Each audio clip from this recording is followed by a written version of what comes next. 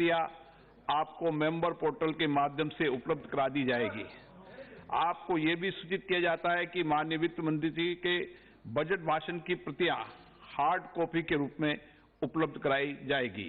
अतः बजट प्रस्तुत हो जाने के पश्चात सदस्य कृपया बजट भाषण की अपनी अपनी प्रति प्रकाशन फलक से ले सकते हैं। आइटम नंबर 1, माननीय मंत्री महोदय श्रीमती निर्मला सीतारमण जी।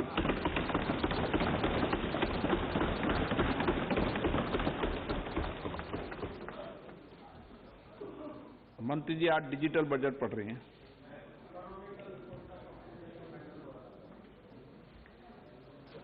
ऑनरेबल स्पीकर, माननीय अध्यक्ष जी,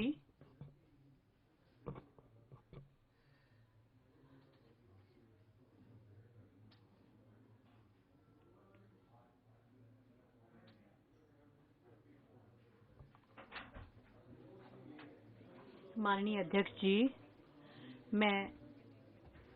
मैं 2022-23 के लिए बजट प्रस्तुत करती हूँ।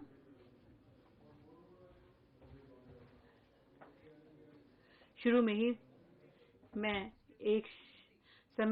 थोड़ा समय लेना चाहती हूँ। जिनको महामारी की वजह से मैं उनके लिए संवेदना व्यक्त करती हूँ, जिनको नुकसान झेलना पड़ा है और अर्थव्यवस्था की वसूली परिलक्षित होती है। हमारी अर्थव्यवस्था जो है वो मजबूती से उभरी है। चालू वित्त वर्ष में 9.2% की दर से जो सभी अर्थव्यवस्थाएं हैं उसमें हमारी अर्थव्यवस्था भी का भी महत्वपूर्ण स्थान है। मैं मानती हूँ कि ओमिक्रॉन की हमने दंश झेल रहे हैं और इसके आगे जिस गति से और वैक्सीनेशन अभियान चलाया जा रहा है उससे काफी लाभ मिला है और इससे जो पिछले 2 वर्षों में काफी अधिक जो है सुधार हुआ है और हम इस चुनौती का सामना करने के लिए मजबूत स्थिति में हैं। मुझे पूरा विश्वास है कि सबके प्रयास से हम मजबूती से अपनी विकास यात्रा को जारी रखेंगे। माननीय अध्यक्ष जी, हम आजादी का अमृत महोत्सव मना रहे हैं और अमृत काल में प्रवेश कर चुके हैं। 25 वर्ष की लंबी यात्रा के बाद हम भारत 100 पर पहुंचेंगे। माननीय प्रधानमंत्री जी ने स्वतंत्रता दिवस के अपने भाषण में भारत 100 के दृष्टिकोण को निर्धारित किया है और अब हमारी सरकार का उद्देश्य अमृतकाल में निर्धारित लक्ष्य को प्राप्त करके उस दृष्टिकोण को पूरा करना है। अमृतकाल में निर्धारित लक्ष्य इस प्रकार हैं: सूक्ष्म आर्थिक स्तर, समग्र कल्याण पर जोर देते हुए व्यापक आर्थिक विकास में सहायता करना है, डिजिटल अर्थव्यवस्था, फिनेटेक, प्रौद्योगिकी समर्थित विकास, ऊर्जा परिवर्तन तथा जलवायु कार्य योजना को बढ़ावा देना है, सार्वजनिक पूंजी निवेश की सहायता से निजी निवेश आरंभ करने के प्रभावी चक्र से लोगों को निजी निवेश से सहायता उपलब्ध कराना है। वर्ष 2014 से हमारी सरकार नागरिकों, विशेष रूप से गरीबी तथा हाशिए पर रह रहे लोगों को सशक्त बनाने पर जोर देती रही है। इन उपायों से उन कार्यक्रमों को शामिल किया गया जिसमें लोगों को घर, बिजली, रसोई गैस तथा पानी मिला है। वित्तीय समावेशन तथा प्रत्यक्ष लाभ अंतरण को सुनिश्चित करने के लिए भी हमारे कार्यक्रम हैं। हम गरीबों की क्षमता को बढ़ाने के लिए सभी अवसरों का उपयोग करने के लिए प्रतिबद्ध हैं। हमारी सरकार मध्य वर्ग, जिनमें मध्यम आय के विभिन्न समूहों के व्यापक और विस्तृत वर्ग शामिल हैं, को उनकी इच्छा अनुसार अवसरों का उपयोग करने के लिए उन्हें आवश्यक माहौल उपलब्ध कराने के लिए निरंतर प्रयासरत है।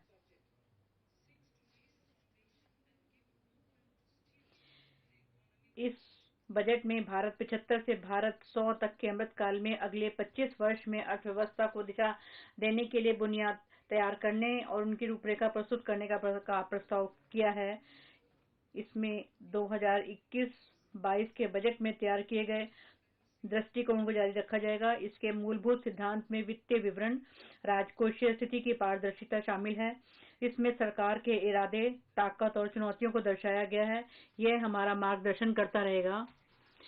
गत वर्ष के बजट में की गई पहल में काफी प्रगति हुई है और उनके लिए इस वर्ष के बजट में भी पर्याप्त आवंटन किए गए हैं। The strengthening of health infrastructure, स्वास्थ्य संबंधी बुनियादी सुविधाओं को सुदृढ़ बनाना, टीकाकरण कार्यक्रम को तेजी से आगे बढ़ाना। महामारी की मौजूदा लहर के प्रति राष्ट्रव्यापी प्रतिरोधक क्षमता स्पष्ट रूप से दिख रही है।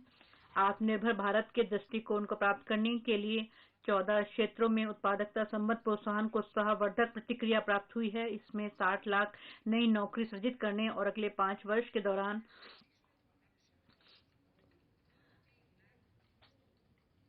30 लाख अतिरिक्त नौकरी सृजित करने की क्षमता है।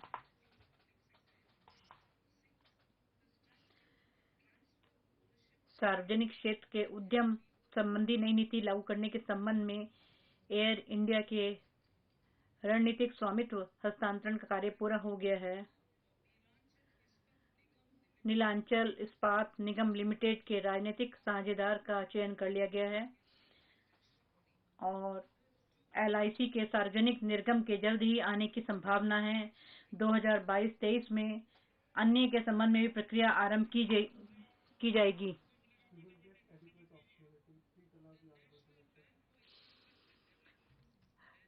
राष्ट्रीय अवसंरचना वित्त पोषण विकास बैंक नेफेड और राष्ट्रीय आस्ती पुनर्निर्माण कंपनी ने अपना कार्य शुरू कर दिया है। माननीय अध्यक्ष जी, बजट 2021-22 में सार्वजनिक निवेश या पूंजीगत व्यय के प्रावधान में बहुत अधिक वृद्धि की व्यवस्था की गई थी। पूरे वर्ष के दौरान माननीय प्रधानमंत्री जी ने इसके क्रियान्वयन का मार्गदर्शन किया है। इससे हमारे आर्थिक उत्थान को अत्यधिक लाभ मिलता रहा है।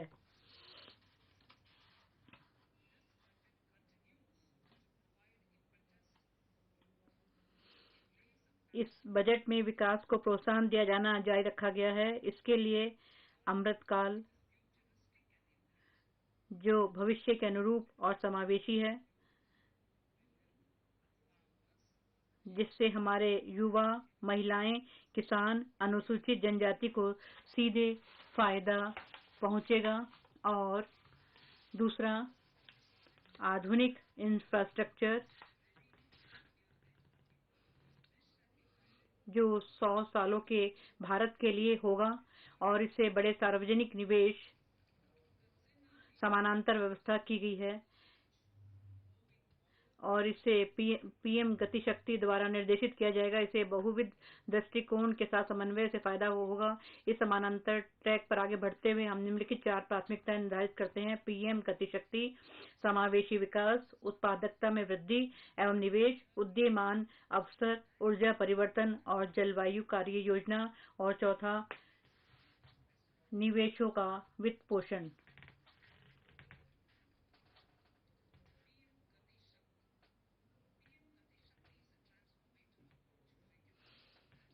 PM गतिशक्ति आर्थिक वृद्धि और सतत विकास की दिशा में एक परिवर्तनकारी पद्धति है। इस पद्धति का संचालन 7 इंजनों से होता है, जो कि इस प्रकार है: सड़क, रेलवे, एयरपोर्ट्स, पत्तन, सार्वजनिक परिवहन, जलमार्ग और लॉजिस्टिक अवसंरचना। ये 7 इंजन एक साथ मिलकर के अर्थव्यवस्था को आगे ले जाएंगे। इन इंजनों की सहायता करने में ऊर्जा पारेषण, IT संचार, भारी मात्रा में जल और जल निकास तथा सामाजिक अवसंरचनाएं अपनी पूरक भूमिका अदा करती है। अतः इस उपागम को स्वच्छ ऊर्जा और सबका प्रयास, जो कि केंद्र सरकार, राज्य सरकार और निजी क्षेत्रों का मिला जुला प्रयास होता है, ये शक्ति मिलती है, जिसके परिणाम स्वरूप भारी तादाद में नौकरियां पैदा हो सकती हैं और सभी के लिए, विशेष तौर पर युवकों के लिए उद्यम के अवसर पैदा हो सकते हैं। PM गतिशक्ति राष्ट्रीय मास्टर योजना। PM गतिशक्ति राष्ट्रीय मास्टर योजना में आर्थिक परिवर्तन के 7 इंजन निर्बाध बहुविध कनेक्टिविटी और लॉजिस्टिक्स क्षमता दक्षता शक्ति है। इसमें गतिशक्ति मास्टर प्लान के अनुसार राज्य सरकारों द्वारा तैयार इंफ्रास्ट्रक्चर भी शामिल होंगे। इसका ध्यान प्लानिंग, नमूनमेशी तरीकों से वित्त पोषण, प्रौद्योगिकी के उपयोग और अधिक तेजी से क्रियान्वयन पर केंद्रित होगा। राष्ट्रीय इंफ्रास्ट्रक्चर पाइपलाइन में इन 7 इंजनों से संबंधित परियोजनाएं PM गतिशक्ति फ्रेमवर्क के साथ जोड़ी जाएंगी। मास्टर प्लान की खासियत विश्व स्तरीय आधुनिक इंफ्रास्ट्रक्चर और लोगों और वस्तुओं दोनों के मूवमेंट के विभिन्न माध्यमों, परियोजनाओं के लोकेशन के बीच लॉजिस्टिक्स समन्वय करना होगा। इससे उत्पादकता को बढ़ाने, आर्थिक वृद्धि और विकास में तेजी लाने में मदद मिलेगी। सड़क परिवहन वर्ष 2022-23 में एक्सप्रेस मार्ग के लिए पीएम गतिशक्ति मास्टर प्लान का प्रतिपादन किया जाएगा ताकि लोगों और वस्तुओं को अधिक तेजी से मूवमेंट हो सके। 2022-23 में राष्ट्रीय राजमार्ग नेटवर्क में 25,000 किलोमीटर जोड़े जाएंगे। वित्त पोषण के नवोन्मेषी तरीकों से 20,000 करोड़ रुपए जुटाए जाएंगे ताकि सार्वजनिक संसाधनों का संपूर्ण किया जा सके। वस्तुओं और लोगों का निर्बाध बहुविध मूवमेंट, सभी माध्यमों के ऑपरेटरों को data exchange, application programming interface के लिए अभिकल्पित एकीकृत लॉजिस्टिक्स इंटरफेस प्लेटफॉर्म पर लाया जाएगा। इससे विभिन्न माध्यमों के जरिए वस्तु कुशल मूवमेंट, लॉजिस्टिक्स लागत और समय कम करने, यथा समय इन्वेंट्री मैनेजमेंट में सहायता करने, उबाऊ दस्तावेजीकरण को दूर करने में मदद मिलेगी। सबसे महत्वपूर्ण, इसमें सभी हितधारकों को रियल टाइम सूचना उपलब्ध होगी और अंतर्राष्ट्रीय प्रतिस्पर्धा में सुधार होगा। यात्रियों की निर्विघ्न यात्रा के लिए सामान को लाने ले जाने के लिए ओपन स्रोत की सुविधा भी दी जाएगी। वर्ष 2022-23 में पीपीपी पद्धति में 4 स्थानों पर मल्टी मॉडल लॉजिस्टिक पार्क को आरंभ करने के लिए संविदाएं की जाएंगी। रेलवे पार्सलों में निर्विघ्न आवाजाही की सुविधा उपलब्ध कराने के लिए डॉक और रेलवे को जोड़ने में अग्रणी भूमिका निभाने के साथ साथ रेलवे छोटे किसानों, लघु और मध्यम उद्यमों के लिए नए उत्पाद और कार्यकुशल लॉजिस्टिक सेवाएं विकसित करेगा। स्थानीय कारोबार आपूर्ति श्रृंखला के लिए एक स्थान एक उत्पाद की अवधारणा को लोकप्रिय बनाया जाएगा।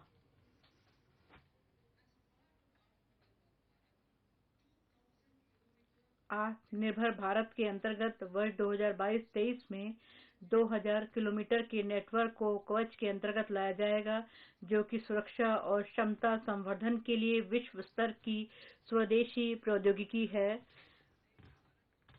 अगले 3 वर्षों के दौरान 400 नई पीढ़ी की वंदे भारत रेलगाड़ियों का विकास और विनिर्माण किया जाएगा, जो कि ऊर्जा क्षमता और यात्रियों के सुखद अनुभव की दृष्टि से बेहतर होगा।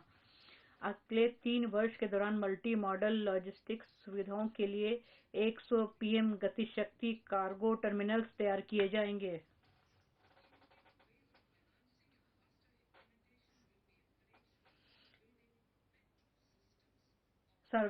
बड़े पैमाने पर यथोचित प्रकार के मेट्रो सिस्टम के निर्माण के लिए वित्त पोषण, इसके तीव्र क्रियान्वयन के नए तरीकों को प्रोत्साहित किया जाएगा।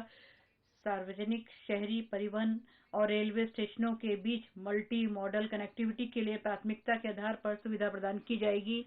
मेट्रो सिस्टम के डिजाइन, जिसमें सिविल स्ट्रक्चर भी आते हैं, में पुनः सुधार किया जाएगा। उसको भारतीय परिस्थितियों और आवश्यकताओं के अनुसार मानक स्तर पर बनाया जाएगा, जैसा कि दुर्गम पहाड़ी क्षेत्रों में परंपरागत सड़कों के विकल्प जो कि पर्यावरण की दृष्टि से टिकाऊ हों, उसको वरीयता दी जा रही है। पीपीपी मोड के अंतर्गत एक राष्ट्रीय रोपवे विकास कार्यक्रम चलाया जाएगा। इसका उद्देश्य कनेक्टिविटी में सुधार लाना है और आने जाने वाले लोगों के लिए सुविधा प्रदान करना है, जो कि पर्यावरण को बढ़ावा देने के अलावा इसमें सघन आबादी वाले ऐसे शहरी क्षेत्रों को भी कवर किया जाएगा जहां की परंपरागत सार्वजनिक परिवहन व्यवस्था संभव नहीं है। वर्ष 2022-23 में 8 रोपवे परियोजनाएं, जिनकी कुल लंबाई 60 किलोमीटर होगी, के लिए ठेके दिए जाएंगे। अवसंरचना परियोजनाओं के लिए क्षमता निर्माण आयोग की तकनीकी सहायता से केंद्रीय मंत्रालयों, राज्य सरकारों, उनकी इंफ्रा एजेंसियों की कार्यक्षमता में सुधार आएगा। इससे पीएम गतिशक्ति अवसंरचना परियोजनाओं के नियोजन, डिजाइन, फाइनेंसिंग और क्रियान्वयन प्रबंधन की क्षमता में वृद्धि हो सकेगी। समावेशी विकास रबी 2021-22 में गेहूं की खरीद और खरीफ 2021-22 में धान की अनुमानित खरीद में 163 लाख किसानों से 1208 लाख मैट्रिक टन गेहूं और धान होगा।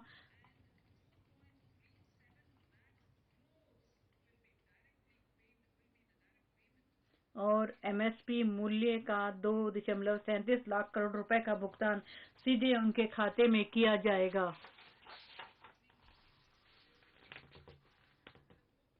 देश भर में रसायन मुक्त प्राकृतिक खेती को बढ़ावा दिया जाएगा, जिसके प्रथम चरण में गंगा नदी के 5 किलोमीटर चौड़े कॉरिडोर्स में आने वाले किसानों की जमीनों पर विशेष ध्यान दिया जाएगा। वर्ष 2023 को राष्ट्रीय कदन वर्ष के रूप में घोषित किया गया है। इससे फसलोपरांत मूल्य संवर्धन, घरेलू खपत को बढ़ाने और कदन उत्पादों की राष्ट्रीय और अंतर्राष्ट्रीय ब्रांडिंग करने के लिए सहायता दी जाएगी और तिलहनों के आयात पर अपनी निर्भरता को कम करने के लिए तिलहनों के घरेलू उत्पादन को बढ़ाने के उद्देश्य से एक तर्कसंगत और व्यापक योजना चलाई जाएगी। किसानों को डिजिटल और हाईटेक सेवाएं प्रदान करने के लिए पीपीपी मोड में एक योजना शुरू की जाएगी, जिसमें सार्वजनिक क्षेत्र के अनुसंधान और विस्तार संस्थानों के साथ साथ निजी एग्रीटेक प्लेयर्स और स्टेक होल्डर्स जो कि एग्री वैल्यू चेन के होंगे शामिल होंगे।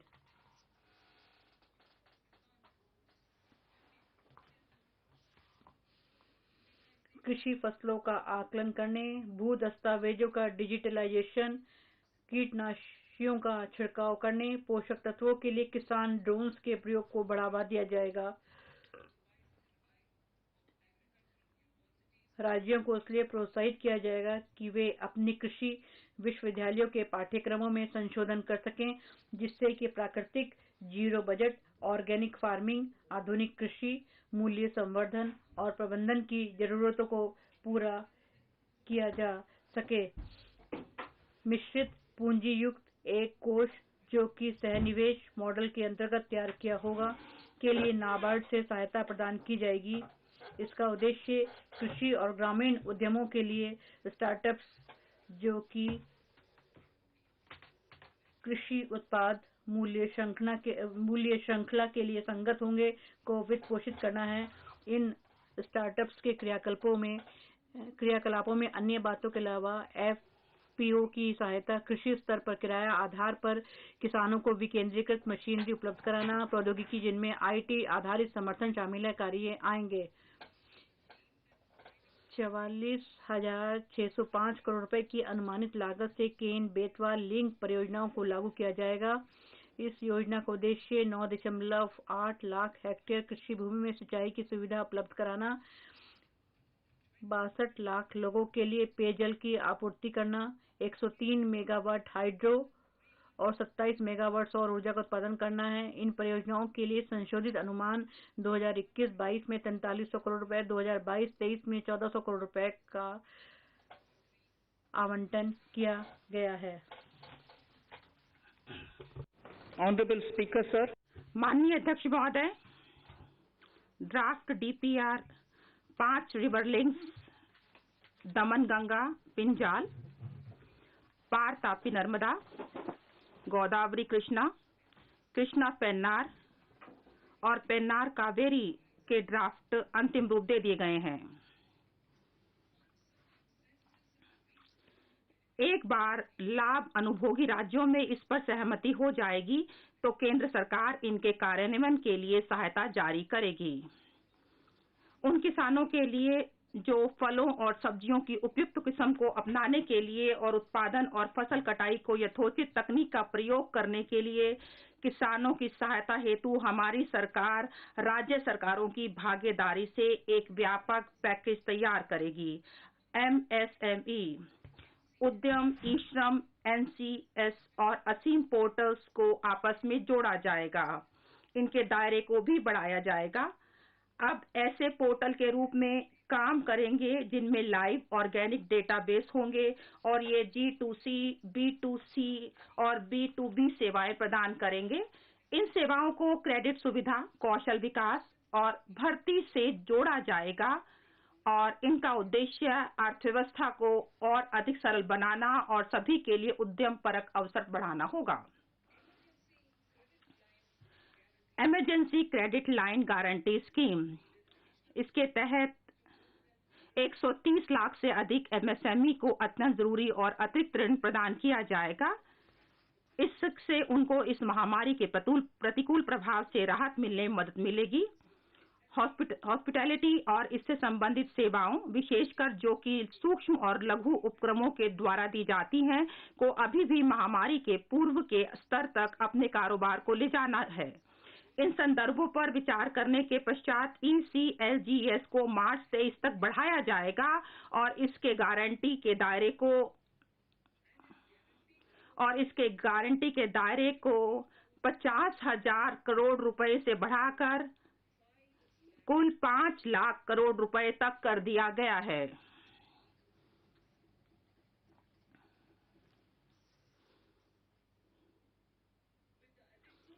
और जो हॉस्पिटैलिटी और इससे संबंधित उपक्रमों के लिए अनन्य रूप से अतिरिक्त सहायता प्रदान की जाएगी। Credit guarantee trust for micro and small enterprises CGTMSE scheme को पुनर्जीवित किया जाएगा और अपेक्षित धन लगाया जाएगा। इससे 2 लाख करोड़ रुपए का अतिरिक्त ऋण प्रदान किया जाएगा। सूक्ष्म और लघु उद्यमों को और रोजगार के अवसर भी प्रदान किए जाएंगे।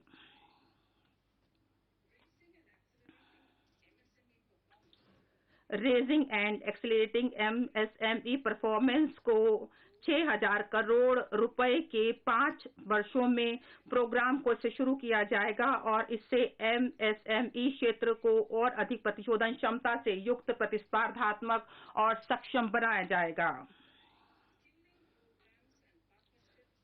कौशल विकास कार्यक्रमों और उद्योगों के लिए भागीदारी को नई दिशा दी जाएगी, जिससे कि कुशलता के आयामों को लगातार बढ़ाया जाएगा और इनसे स्थायित्व और रोजगार की क्षमता भी बढ़ेगी।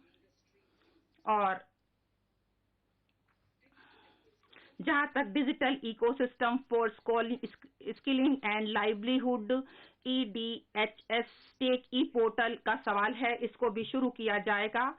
इसका उद्देश्य नागरिकों को इस प्रकार से सशक्त बनाना है कि वे ऑनलाइन ट्रेडिंग के माध्यम से अपनी कुशलता का विकास कर सकें, फिर से हासिल कर सकें और अपनी कुशलता का उन्नयन कर सकें।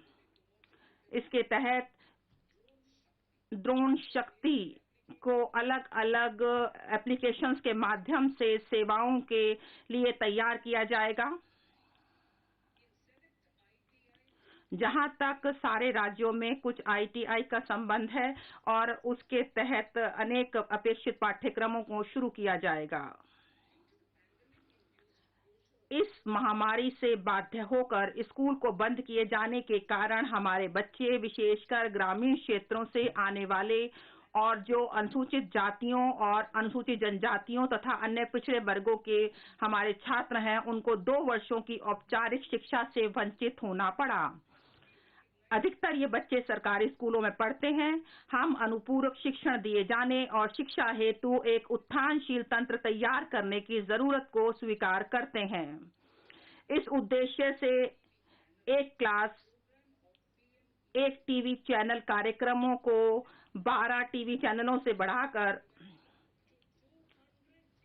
200 टीवी चैनलों तक पहुंचाया जाएगा।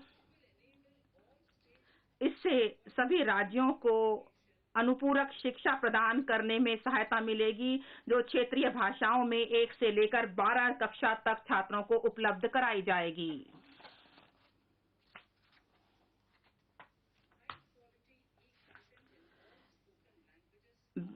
व्यवसायिक पाठ्यक्रम के तहत अत्यंत महत्वपूर्ण चिंतन कौशल को बढ़ावा देने और रचनात्मकता को स्थान देने के लिए वर्चुअल पाठ्यक्रमों और समकालीन शिक्षण प्रवेश के लिए 15 स्किलिंग ई-लैब्स की स्थापना की जाएगी और ये ई-कंटेंट के माध्यम से किया जाएगा और अध्यापकों को सशक्त किया जाएगा कि वह शिक्षण के माध्यम से अच्छी शिक्षा इनको उपलब्ध करा सकें। एक डिजिटल विश्वविद्यालय की स्थापना की जाएगी ताकि छात्रों को सभी प्रकार की शिक्षा उपलब्ध हो सके। पूरे देश में और विश्व स्तरीय गुणवत्तापूर्ण सर्वसुलभ शिक्षा देने के लिए एक डिजिटल विश्वविद्यालय की स्थापना की जाएगी। यह अलग अलग भारतीय भाषाओं में उपलब्ध होगी और IT फॉर्म्स में होगी, और जो विश्वविद्यालय है वह हमारे नेटवर्क आधारित हब स्पोक मॉडल पर बनाया जाएगा, जिसमें हब भवन अत्याधुनिक ICT विशेषज्ञता से युक्त होंगे। देश के सर्वश्रेष्ठ सार्वजनिक विश्वविद्यालय और संस्थान हब स्पोक के नेटवर्क के रूप में सहयोग करेंगे। जहां तक नेशनल डिजिटल हेल्थ इकोसिस्टम के लिए एक ओपन प्लेटफॉर्म चालू किया जाएगा, इसमें चिकित्सा कर्मियों एवं स्वास्थ्य सुविधाओं, अद्वितीय स्वास्थ्य पहचान, कंसेंट फ्रेमवर्क और सभी के लिए स्वास्थ्य सुविधाओं की उपलब्धता को डिजिटल रूप से दर्ज किया जाएगा। इस महामारी ने सभी आयु वर्ग के लोगों में मानसिक स्वास्थ्य की समस्या बढ़ा दी है।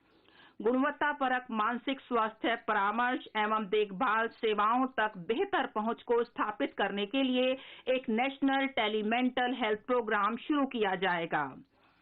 इसमें 23 उत्कृष्ट टेलीमेंटल हेल्थ सेंटर्स का एक नेटवर्क होगा, जिसमें NIMHANS का एक नोडल सेंटर के रूप में काम करेगा और international institute for information technology Bangalore तकनीकी सहायता उपलब्ध कराएगा। नारी शक्ति को हमारे उज्जवल भविष्य के लिए एक अग्रदूत के रूप में महत्व दिए जाने की बात को स्वीकार करते हुए इस अमृत काल के दौरान हमारी सरकार ने महिला एवं बाल कल्याण विकास मंत्रालय की योजनाओं को पुनर्जीवित किया है। तदनुसार 3 योजनाएं यथा मिशन शक्ति, मिशन वात्सल्य, सक्षम आंगनवाड़ी और पोषण 2.0 को शुरू किया जाएगा, जिससे कि महिलाओं और बच्चों को समेकित लाभ मिल सके।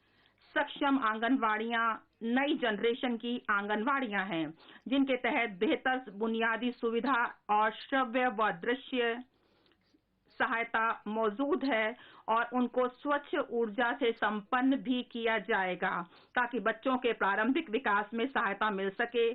2 लाख आंगनवाड़ियों को सक्षम आंगनवाड़ी के रूप में उन्नत किया जाएगा। हर घर नल से जल के अंतर्गत इस समय 8.7 करोड़ परिवारों को कवर किया गया है, जिसमें 2 वर्षों से नल का पानी उपलब्ध करवाया गया है 5.5 करोड़ परिवारों को। 60,000 करोड़ रुपए का आवंटन किया गया है ताकि 3.8 करोड़ परिवारों को कवर किया जा सके 2022-2023 के दौरान। 2022-23 में 80 लाख मकान बनाए जाएंगे, जो PM आवास योजना के अभिज्ञात व पात्र लाभ अनुभोगी होंगे। यह शहरी और ग्रामीण दोनों क्षेत्रों में किया जाएगा। 48,000 करोड़ रुपए का आवंटन इस उद्देश्य के लिए किया गया है। केंद्र सरकार शहरी क्षेत्रों में मध्यम आय वर्ग और आर्थिक रूप से कमजोर वर्गों के लिए सस्ते मकान को बढ़ावा देने के उद्देश्य से, और जो भी गरीब लोग हैं शहरी क्षेत्रों में रह रहे हैं, उनके लिए भी हम काम करेंगे। हम वित्तीय क्षेत्र के विनियामकों के साथ मिलकर काम करेंगे, जिससे कि पूंजी सुलभ हो सके और मध्यस्थता पर आने वाले खर्च में कमी की जा सके। एक नई योजना prime ministers development initiative for north east region, इस नाम की एक नई योजना चलाई जाएगी उत्तर पूर्व परिषद के माध्यम से। इसमें PM गति शक्ति की भावना के अनुरूप उत्तर पूर्व की जरूरत के अनुसार बुनियादी सुविधाओं और सामाजिक विकास की परियोजनाओं के लिए वित्त पोषण किया जाएगा। इससे युवकों और महिलाओं के अलग अलग क्षेत्रों में जो आजीविका संबंधी क्रियाकलाप हैं उनको सुलभ कराया जा सकेगा और अंतर को पाटा जाएगा।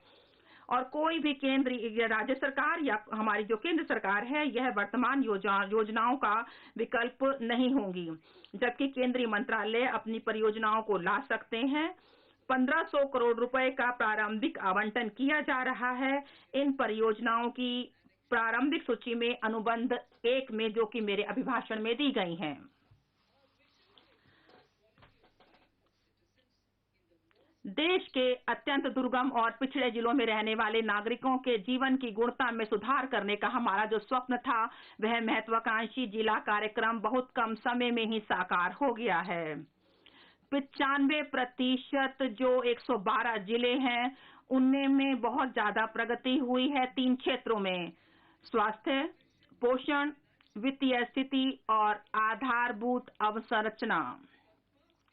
उन्होंने यहां तक कि कुछ राज्यों को पीछे कर दिया है जहां तक इन सुविधाओं का संबंध है।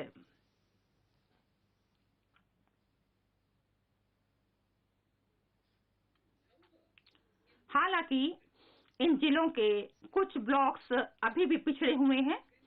2022-23 में इस कार्यक्रम के अंतर्गत इन जिलों के ऐसे ही ब्लॉक्स पर ध्यान दिया जाएगा।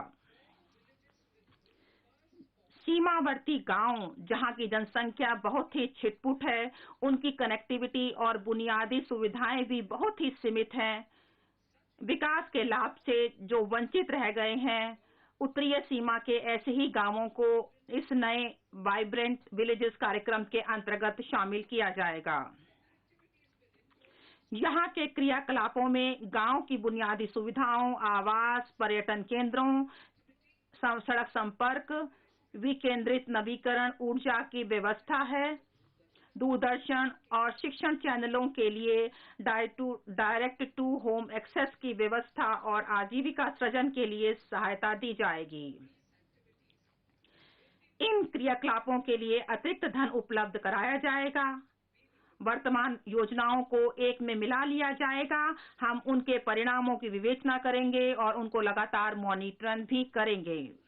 2022 में 100% 1.5 लाख डाकघरों में कोर बैंकिंग सिस्टम चालू हो जाएगा, जिससे फाइनेंशियल इंक्लूजन संभव होगा और नेट बैंकिंग के माध्यम से अपना खाता देखा जा सकेगा। यहाँ मोबाइल बैंकिंग होगी और एटीएम की सुविधा भी होगी और डाकघर के खाते से बैंक खाते के बीच बैंक का और पैसे का ऑनलाइन अंतरण भी हो जाएगा। इससे विशेष तौर पर ग्रामीण क्षेत्रों में रहने वाले किसानों और वरिष्ठ नागरिकों के लिए इंटर ऑपरेबिलिटी और फाइनेंशियल इंक्लूजन की सुविधा उपलब्ध होगी।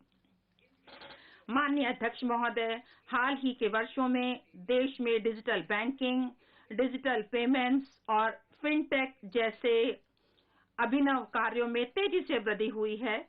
सरकार इन क्षेत्रों को लगातार प्रोत्साहित कर रही है, जिससे कि डिजिटल बैंकिंग का लाभ यूजर जो देश के कोने कोने में फैले यूजर फ्रेंडली ढंग से लोगों तक पहुंचाया जा सके।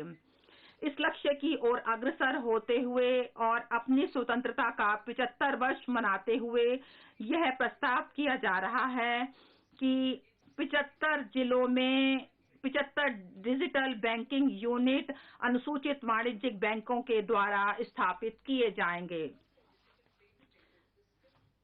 डिजिटल पेमेंट इकोसिस्टम, जो कि पिछले बजट के लिए था, वह 2022-23 में भी जारी रहेगा और इससे हमें डिजिटल पेमेंट्स को और अधिक अपनाने के लिए प्रोत्साहित किया जा सकेगा।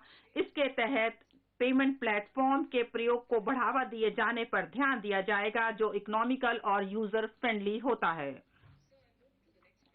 महोदय, मैं अगली बात पर अब बढ़ती हूँ। हमने हाल ही के वर्षों में देखा है कि 25,000 से अधिक अनुपालनों को कम कर दिया गया है और 1,486 संघीय कानूनों को खत्म कर दिया गया है। हमारी सरकार की यह प्रतिबद्धता को दर्शाती है। Minimum government and maximum governance की यह सरकार की जो मजबूत प्रतिबद्धता है, उसको दर्शाती है। इसके तहत हमने काम किया है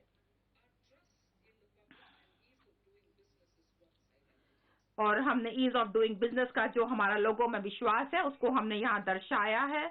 अब जो ईज ऑफ डूइंग बिजनेस है और 2.0 और ईज ऑफ लिविंग के दूसरे चरण को शुरू किया जाएगा। हम पूंजी की उत्पादक क्षमता और मानव संसाधन में सुधार लाने के लिए अपने प्रयास में राइट टू नो के स्थान पर राइट टू नो के सिद्धांत का और साथ ही साथ विश्वास आधारित शासन के सिद्धांतों का पालन करेंगे और इसमें आईटी सेतुओं के माध्यम से केंद्र और राज्य स्तरीय व्यवस्था के संयोजन, नागरिक केंद्रित सुविधाओं के लिए सिंगल पॉइंट एक्सेस और मानवीकरण तथा पारस्परिक व्यापक अनुपालन के समापन में निर्धारित होगी, ताकि हम इन सभी सुविधाओं को ठीक किया जा सके और इसके लिए हम नागरिकों की ज्यादा से ज्यादा सहायता लेंगे। महोदय, एक सिंगल विंडो पोर्टल परिवेश जो कि सिंगल विंडो पोर्टल था, इसे 2018 में शुरू किया गया था। इससे अनुमोदन के लिए अपेक्षित समय में पर्याप्त कमी की जा सकी है। इस पोर्टल के दायरे को अब और बढ़ाने का हमने विचार किया है, जिससे कि आवेदक जानकारी प्राप्त कर सकें, इकाइयों की अवस्थिति के आधार पर विशेष प्रकार के अनुमोदनों के बारे में जानकारी दी जाएगी और 4 जो अप्रूवल होते हैं उसे एक फॉर्म के माध्यम से दिया जाएगा और centralised processing centre green CPC green के माध्यम से ट्रैकिंग की जा सकेगी। ई पासपोर्ट, जो ई पासपोर्ट जारी किए जाने लगेगा, जिसे एम्बेडेड चिप और भावी प्रौद्योगिकी का प्रयोग करके 2022-23 में किया जा सकेगा, जिससे नागरिकों को अपने विदेश की यात्रा करने में और अधिक सुविधा होगी। जब भारत 100 साल का हो जाएगा तो इसकी संभावना यही है कि हमारी आधी से अधिक जनसंख्या शहरी क्षेत्रों में निवास कर रही होगी। इस स्थिति के लिए तैयार होने के लिए एक सुव्यवस्थित शहरी विकास बहुत महत्वपूर्ण है। इससे देश की आर्थिक क्षमता का उपयोग किया जा सकेगा, जिसमें जनसांख्यिकी लाभांश के लिए आजीविका संबंधी अवसर भी आते हैं। इसके लिए हम मेगा सिटीज के पोषण की जरूरत है। आसपास के क्षेत्रों को आर्थिक विकास के वर्तमान केंद्रों के रूप में विकसित करने की जरूरत है। दूसरी ओर हमें टायर 2 और टायर 3 शहरों में सुविधा प्रदान किए जाने की जरूरत है, जिससे कि भविष्य के लिए इनको एक बाह्य कवच के रूप में तैयार किया जा सके। इसके लिए यह जरूरी है कि हम अपने शहरों को जीवन के दीर्घकालिक रास्तों के केंद्र के रूप में देखें, जिसमें सभी के लिए, विशेषकर महिला और युवकों के लिए अवसर उपलब्ध हो। ऐसा होने के लिए शहरी नियोजन का सामान्य दृष्टिकोण का चलाना संभव है और इसके लिए हम ऐसे कुछ संगठनों का गठन करेंगे जो कि शहरी क्षेत्रों में क्षमता विकास, नियोजन, कार्यान्वयन और प्रशासन के बारे में सिफारिशी करेगा। शहरी क्षमता निर्माण के लिए राज्यों को सहायता प्रदान की जाएगी। भवन संबंधी उपनियमों के आधुनिकीकरण, टाउन नियोजन योजनाएं, परिवहन उन्मुखी विकास लागू किया जाएगा। इससे जन परिवहन व्यवस्थाओं के साथ लोगों के रहने और निकटता से कार्य करने संबंधी सुधार होंगे। सार्वजनिक परिवहन परियोजनाओं और अमृत योजनाओं के लिए दी जाने वाली केंद्र सरकार की वित्तीय सहायता का लाभ टीओडी और टीपीएस के माध्यम से राज्यों को किया जाएगा। जहां तक भारत का विकास करने के लिए और शहरी नियोजन और डिजाइन में भारत विशिष्ट ज्ञान विकसित करने और इन क्षेत्रों में प्रमाणित प्रशिक्षण प्रदान करने के लिए विभिन्न क्षेत्रों में 5 मौजूदा शैक्षिक संस्थाओं को उत्कृष्टता केंद्रों के रूप में चिन्हित किया जाएगा। इन केंद्रों को प्रत्येक के लिए 250 करोड़ रुपए की दाय निधि प्रदान की जाएगी। इसके अतिरिक्त अखिल भारतीय तकनीकी शिक्षा परिषद पाठ्यक्रम गुणवत्ता सुधारने तथा अन्य संस्थाओं में शहरी नियोजन पाठ्यक्रमों की सुलभता के लिए अग्रणी की भूमिका निभाएगी। हम शहरी क्षेत्रों में सार्वजनिक परिवहन के उपयोग के रूपांतरण को बढ़ावा देंगे। इसे स्वच्छ तकनीकी और शासन समाधानों, विशेष शून्य जीवाश्म ईंधन नीति और ईवी वाहनों के साथ आवागमन जोन द्वारा संपूर्णित किया जाएगा। बैटरी अदला बदली नीति, बड़े पैमाने पर चार्जिंग स्टेशनों की स्थापना के लिए शहरी क्षेत्रों में स्थान की कमी पर विचार करते हुए एक बैटरी अदला बदली नीति लाई जाएगी तथा अंतर प्रचालनीय तैयार किए जाएंगे।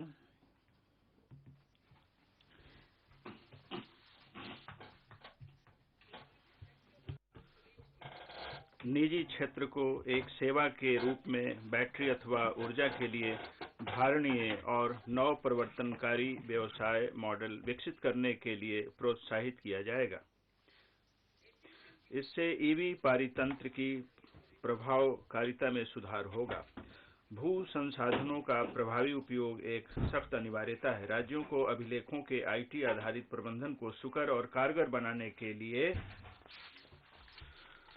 Unique land parcel identification number अपनाने के लिए प्रोत्साहित किया जाएगा। अनुसूची 8 की भाषाओं में से किसी में भू अभिलेखों के लिप्यांतरण संबंधी सुविधा भी शुरू की जाएगी।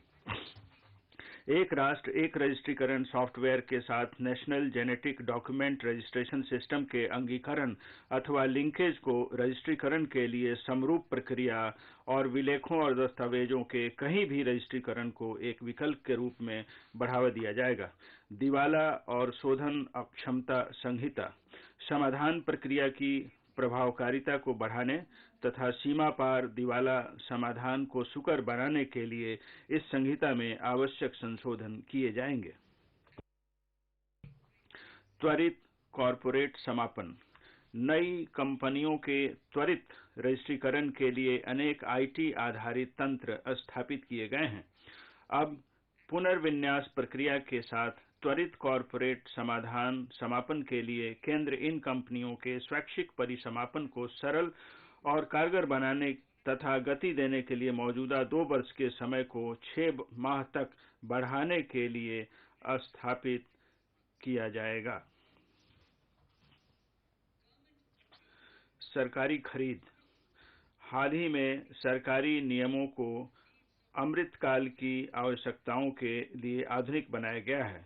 नए नियमों को विभिन्न हितधारकों से प्राप्त इनपुटों से लाभ मिला है।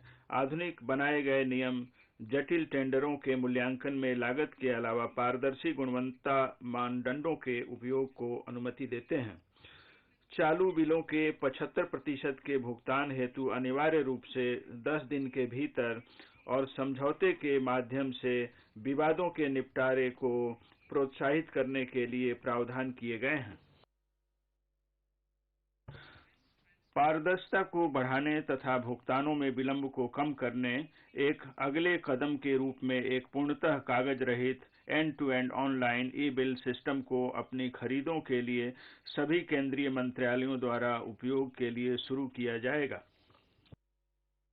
यह सिस्टम आपूर्तिकर्ताओं और ठेकेदारों को अपने डिजिटल रूप से हस्ताक्षरित बिलों और दावों तथा कहीं से भी अपनी स्थिति का पता लगाने के लिए ऑनलाइन प्रस्तुत करने में सक्षम बनाया जाएगा।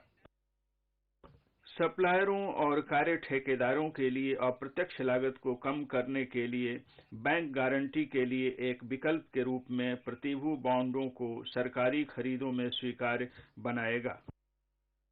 व्यवसाय जैसे स्वर्ण आयात भी इसको उपयोगी पा सकेंगे। IRDAI ने बीमा कंपनियों द्वारा प्रतिभू बॉन्डों को जारी करने के लिए रूपरेखा बनाई है। ABGC प्रोत्साहन कार्यबल। एनिमेशन, विजुअल इफेक्ट्स, गेमिंग और कॉमिक्स सेक्टर युवाओं को रोजगार के लिए बड़ी संभावना प्रदान करता है। एक ABGC संवर्धन कार्यबल सभी हितधारकों के साथ इसे प्राप्त करने तथा हमारे बाजारों और वैश्विक मांग को पूरा करने के लिए घरेलू क्षमता निर्माण के लिए तौर तरीकों की सिफारिश करने के लिए स्थापित किया जाएगा। दूरसंचार क्षेत्र। सामान्य रूप से दूरसंचार और विशेष रूप से 5G प्रौद्योगिकी समृद्धि और रोजगार अवसर प्रदान करने में समर्थ बना सकते हैं। अपेक्षित स्पेक्ट्रम नीलामियों को निजी दूरसंचार प्रदाताओं द्वारा 2022-23 के भीतर 5G मोबाइल सेवाओं के आरंभ को सुकर बनाने के लिए 2022 में निष्पादित किया जाएगा।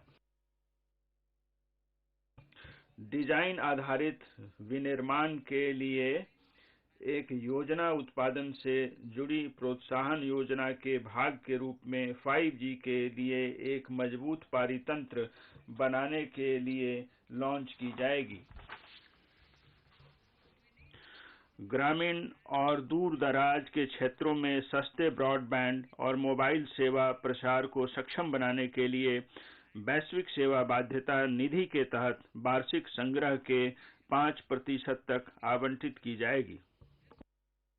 इससे प्रौद्योगिकियों और समाधानों के अनुसंधान और विकास तथा वाणिज्यीकरण को बढ़ावा मिलेगा। हमारा विजन यह है कि सभी ग्राम और उनके निवासियों को ई सेवाओं की समान पहुंच, संचार सुविधाएं और शहरी क्षेत्रों और उनके निवासियों के रूप में डिजिटल संसाधन प्राप्त होने चाहिए। दूर दराज के क्षेत्र सहित सभी ग्रामों में ऑप्टिकल फाइबर बिछाने के लिए संविदाएं वर्ष 2022-23 में पीपीपी के माध्यम से भारत नेट परियोजना के तहत ठेके दिए जाएंगे। इसके 2025 में पूरा हो जाने की संभावना है। ऑप्टिकल फाइबर के बेहतर तथा अधिक प्रभावी उपयोग को समर्थ बनाने के लिए उपाय किए जाएंगे। निर्यात संवर्धन।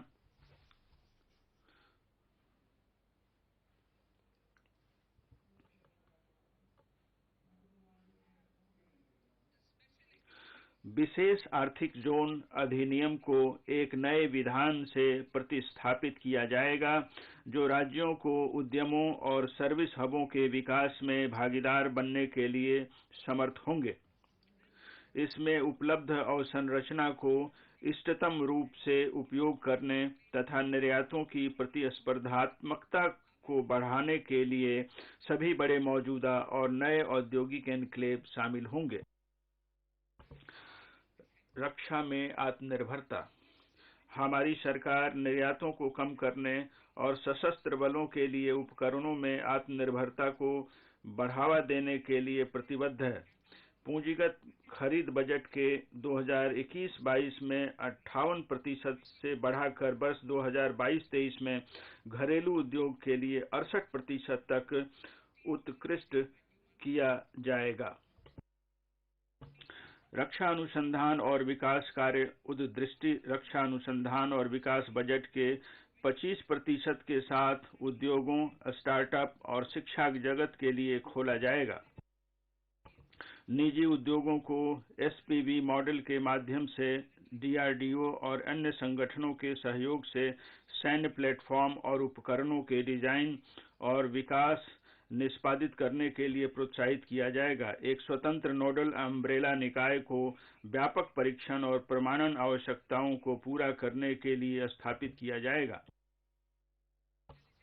उदीयमान अवसर, कृत्रिम सतर्कता, भू-स्थानिक तंत्र और ड्रोन, सेमीकंडक्टर और इसका पारितंत्र, अंतरिक्ष अर्थव्यवस्था, जेनोमिक्स, फार्मास्यूटिकल्स, ग्रीन एनर्जी और स्वच्छ आवागमन तंत्रों में बड़े पैमाने पर धारणीय विकास की सहायता करने तथा देश को आधुनिक बनाने की भारी संभावना है।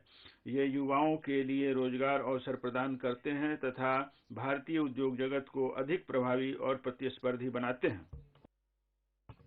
सहायक नीतियां, सरल विनियमों, घरेलू क्षमताओं के निर्माण के लिए सुविधापरक कार्यों और अनुसंधान और विकास को बढ़ावा देने जैसे कार्यों से सरकार के दृष्टिकोण को दिशा निर्देशित किया जाएगा। इन उदीयमान अवसरों में अनुसंधान एवं विकास कार्य के लिए शिक्षा जगत, उद्योग और सार्वजनिक संस्थाओं के बीच सहयोग के प्रयासों के अलावा सरकारी अंशदान प्रदान किया जाएगा। ऊर्जा संक्रमण और जलवायु परक कार्य। जलवायु परिवर्तन के जोखिम सबसे बड़ी बाहरी नकारात्मकताएं हैं जो भारत तथा अन्य देशों को प्रभावित करती हैं। जैसा कि माननीय प्रधानमंत्री जी ने विगत नवंबर में ग्लासगो में संपन्न हुए COP26 शिखर सम्मेलन में कहा था, आज किसकी आवश्यकता है यह ध्यान देने योग्य है और अविवेकी तथा विनाशकारी उपभोग की बजाय उपयोग पर विचार करना है। पंचामृत में यथा प्रतिपादित निम्न कार्बन विकास रणनीति को उन्होंने घोषित की धारणीय विकास के प्रति हमारी सरकार की दृढ़ कटिबद्धता का एक महत्वपूर्ण प्रदर्शन है। यह रणनीति रोजगार के बड़े अवसर खोलती है और देश को धारणीय विकास के मार्ग पर ले जाएगी। तदनुसार इस बजट में अनेक अल्पकालिक और दीर्घकालिक कार्य प्रस्तावित हैं। सौर ऊर्जा 2030 तक संस्थापित और क्षमता के 280 GW के महत्वाकांक्षी लक्ष्य के लिए घरेलू विनिर्माण को सुविधा प्रदान करने के लिए सौर पीवी मॉड्यूलों के लिए पॉलीसिलिकॉन से पूर्णतः समेकित विनिर्माण एककों के लिए प्राथमिकता के साथ उच्च प्रभावी मॉड्यूलों के विनिर्माण के लिए उत्पादन से जुड़े प्रोत्साहन हेतु 19,500 करोड़ रुपए का अतिरिक्त आवंटन किया जाएगा।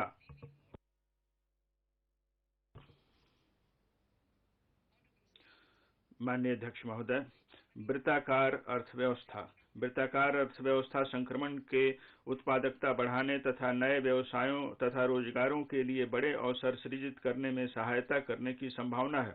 10 सेक्टरों जैसे इलेक्ट्रॉनिक अपशिष्ट, वाहनों की अवधि समाप्ति, प्रयुक्त तेल अपशिष्ट और विषैले और घातक औद्योगिक अपशिष्ट के लिए कार्य योजनाएं तैयार हैं। अब अवसंरचना, प्रतिलोमी संभार तंत्र, प्रौद्योगिकी उन्नयन और अनौपचारिक क्षेत्र के साथ एकीकरण के मुद्दों के समाधान पर ध्यान दिया जाएगा। इसे विनियमन, मनो और विस्तारित उत्पादक उत्तरदायित्व रूपरेखा और नव प्रवर्तनकारी सुविधाकरण को कवर करते हुए सक्रिय जननीतियों द्वारा समर्थन दिया जाएगा।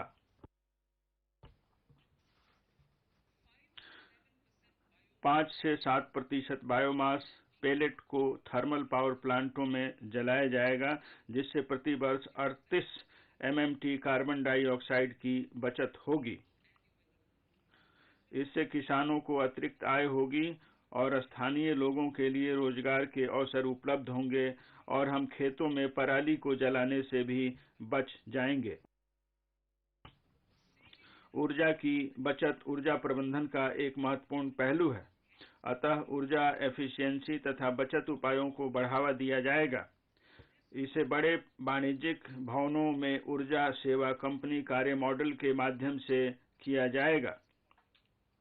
यह क्षमता निर्माण, एनर्जी ऑडिट के लिए जागरूकता कार्य निष्पादन संविदा तथा सामान्य माप एवं सत्यापन प्रोटोकॉल के लिए सुविधा उपलब्ध कराएगा।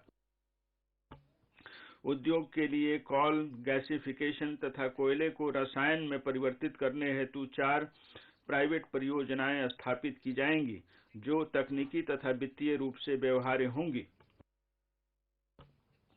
कृषि वानिकी तथा निजी वानिकी को बढ़ावा देने के लिए नीतिगत तथा अपेक्षित विधायी परिवर्तन किए जाएंगे।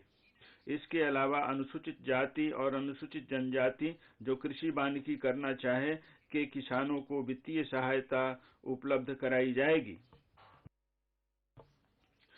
माननीय अध्यक्ष महोदय, अब मैं चौथी प्राथमिकता पर जा रही हूं, सार्वजनिक पूंजी निवेश। पूंजी निवेश अपने प्रवर्धक प्रभाव के जरिए त्वरित एवं संघारीय आर्थिक पुनरुत्थान और समेकन की दृष्टि से अत्यंत महत्वपूर्ण होते हैं। पूंजी निवेश से रोजगार के अवसरों का सृजन करने में बड़े उद्योगों एवं MSME से विनिर्मित निविष्टियों के लिए बढ़ी हुई मांग का उत्प्रेरण करने में मदद मिलती है और बेहतर कृषि और संरचना के माध्यम से इससे किसानों को भी मदद मिलती है। उच्च ग्रोथ के साथ महामारी के प्रभावों से बाहर निकलने की दृष्टि से अत्यंत सशक्त समुत्थानशीलता दर्शाई है। हालांकि हमें 2020-21 में आई गिरावट की भरपाई करने के लिए उस स्तर को बरकरार रखने की जरूरत है। जैसा कि पहले पैरा 5 में बताया गया है, निवेश के कारगर चक्र को निजी निवेश की ओर प्रेरित करने के लिए सरकारी निवेश की आवश्यकता पड़ेगी। इस स्तर पर निजी निवेशों के लिए यह जरूरी जान पड़ता है कि उनकी क्षमता को बढ़ाने के लिए और अर्थव्यवस्था की जरूरत को पूरा करने के लिए सहायता की जरूरत है। सार्वजनिक निवेश को आगे बने रहने की जरूरत है और 2022-23 में निजी निवेश और मांग को बढ़ाना भी जरूरी है। उपर्युक्त जरूरतों को देखते हुए एक बार फिर केंद्रीय बजट में पूंजीगत व्यय के लिए परिव्यय में तेजी से बढ़ोतरी की गई है।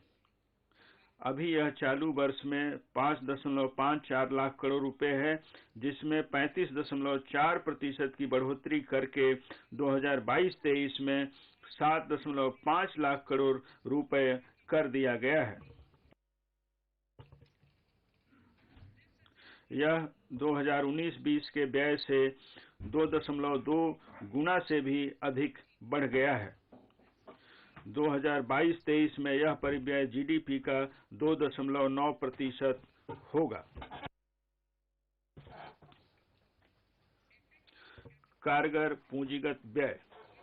राज्यों को सहायता अनुदान के माध्यम से पूंजीगत आस्तियों के सृजन के लिए किए गए प्रावधान के साथ साथ निवेश के चलते केंद्र सरकार का कारगर पूंजीगत व्यय 2022-23 में अनुमानतः 10.68 लाख करोड़ रुपए का हो जाएगा, जो कि जीडीपी का लगभग 4.1% जीडीपी का होगा।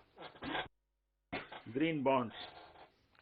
2022-23 में सरकार द्वारा ली जाने वाली सभी बाजार उधारियों के सिलसिले में सॉवरेन ग्रीन बॉन्ड्स जारी किए जाएंगे, जिनसे हरित अवसंरचना के लिए संसाधन जुटाए जाएंगे। इससे प्राप्त धन को सार्वजनिक क्षेत्र की ऐसी परियोजनाओं में लगाया जाएगा जो अर्थव्यवस्था में कार्बन इंटेंसिटी को कम करने में सहायक हों। GIFT विश्व स्तरीय विदेशी विश्वविद्यालयों और संस्थानों को GIFT शहरों में वित्तीय प्रबंधन, फिनटेक, विज्ञान, प्रौद्योगिकी, इंजीनियरिंग, गणित में अपने पाठ्यक्रम चलाने की अनुमति दी जाएगी और केवल IFSCA द्वारा चलाए जाने वाले पाठ्यक्रमों को छोड़कर इन्हें घरेलू विनियमों से मुक्त रखा जाएगा। इससे सेवाओं और प्रौद्योगिकियों के लिए उच्च स्तर के मानव संसाधन उपलब्ध कराए जा सकेंगे।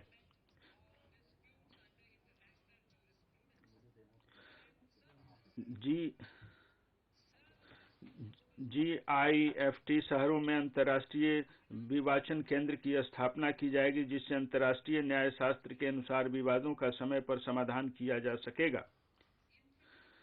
देश में सतत एवं माहौल के अनुरूप वित्त पोषण के लिए वैश्विक पूंजी जुटाने के लिए आवश्यक सेवाएं GIT शहरों में दी जाएगी।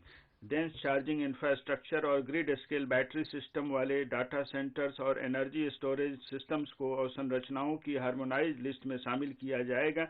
इससे डिजिटल अवसंरचना और स्वच्छ ऊर्जा भंडारण के लिए क्रेडिट सुलभ हो सकेगा। उद्यम पूंजी और निजी इक्विटी निवेश। उद्यम पूंजी और निजी इक्विटी ने पिछले साल 5.5 लाख करोड़ रुपए से अधिक का निवेश किया था, जिससे स्टार्टअप और विकास के एक बहुत बड़े इकोसिस्टम का मार्ग प्रशस्त हुआ है। इस प्रकार के निवेश को बढ़ाने के लिए इनके विनियामकों और अन्य प्रकार की बाधाओं की समग्र रूप से जांच परख किए जाने की जरूरत है। इसके लिए एक विशेषज्ञ समिति का गठन किया जाएगा, जो इस तरह की जांच परख करके उचित उपाय सुझाएगी।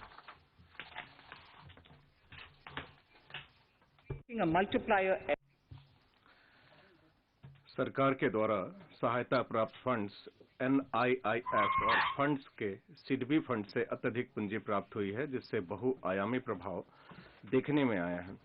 प्रमुख उद्यमान क्षेत्रों जैसे कि climate action, deep tech, digital economy, pharma और एग्रीटेक को बढ़ावा देने के लिए सरकार सम्मिश्रित वित्त पोषण के लिए उद्देश्यपरक धन उपलब्ध कराएगी, जिसमें सरकार का हिस्सा 20% तक सीमित होगा और कोष का प्रबंधन निजी कोष प्रबंधकों के द्वारा किया जाएगा।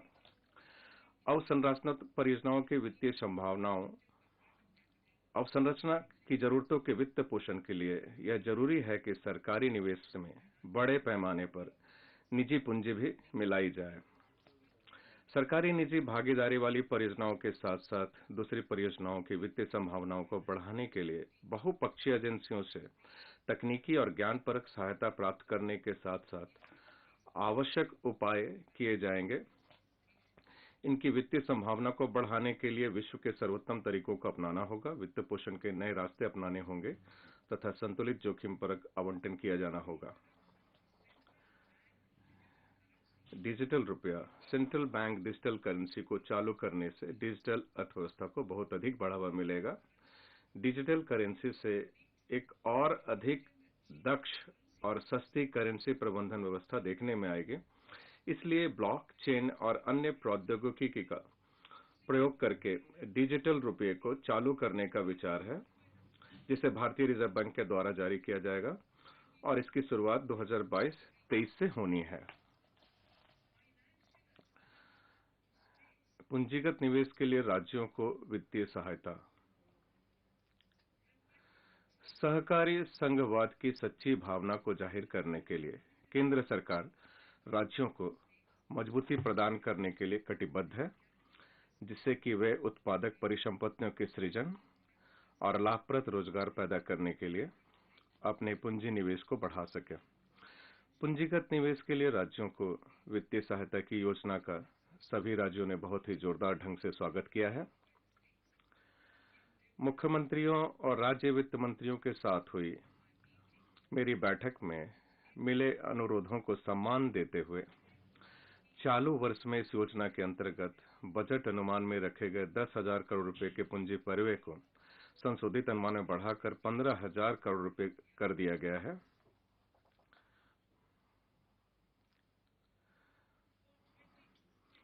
वर्ष 2022-23 के लिए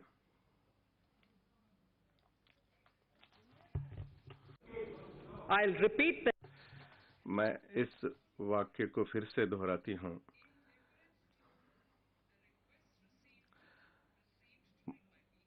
मुख्यमंत्रियों और राज्य वित्त मंत्रियों के साथ हुई मेरी बैठक में मिले अनुरोधों को सम्मान देते हुए चालू वर्ष में योजना के अंतर्गत बजट अनुमान में रखे गए 10,000 करोड़ रुपए के पूंजी परिव्यय को संशोधित अनुमान में बढ़ाकर 15,000 करोड़ रुपए कर दिया गया है।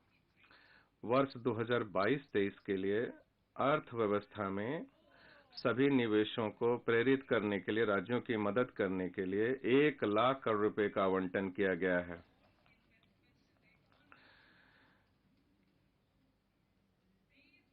ये 50 वर्षीय ब्याज मुक्त ऋण राज्यों को दिए जाने वाले सामान्य कर्ज के अलावा हैं। ये जो ऋण राज्यों को दिए जाते हैं वो सामान्य कर्ज के अलावा हैं। इस प्रकार के आवंटन का प्रयोग पीएम गति शक्ति से जुड़े निवेशों और राज्यों के अन्य उत्पाद परक पूंजी निवेश में किया जाएगा। इसमें निम्नलिखित से संबंधित घटक भी शामिल होंगे। प्रधानमंत्री ग्राम सड़क योजना के प्राथमिकता वाले हिस्से के लिए पूरक वित्त पोषण, जिसमें राज्यों के हिस्से के लिए सहायता भी शामिल है। अर्थव्यवस्था का डिजिटलीकरण, जिसमें डिजिटल पेमेंट और ओएफसी नेटवर्क को पूरा किए जाने के बाद भी शामिल है। और भवन संबंधी उपनियमों, नगर नियोजन स्कीमों, ट्रांजिट ओरिएंटेड विकास और अंतरनीय विकास अधिकार से संबंधित सुधार हैं।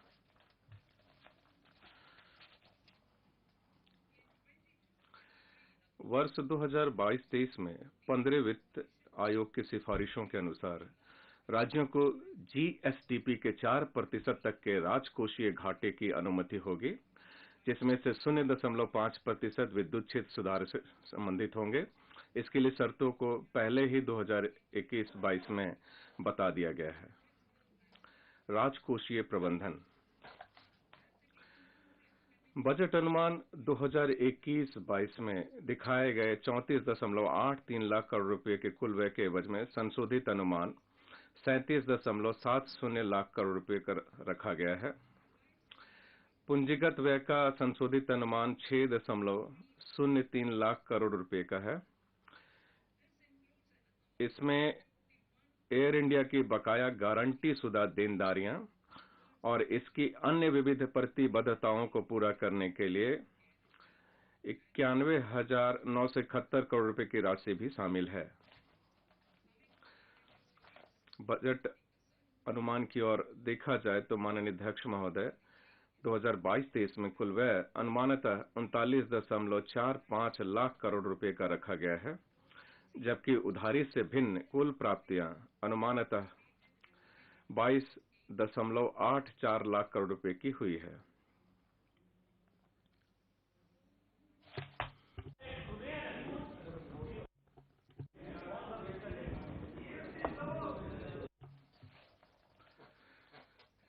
चालू वर्ष में संशोधित वित्तीय घाटा जीडीपी का अनुमानतः माननीय अध्यक्ष महोदय 6.9% है, जबकि बजट अनुमान में इसे 6.8% अनुमानित किया गया है।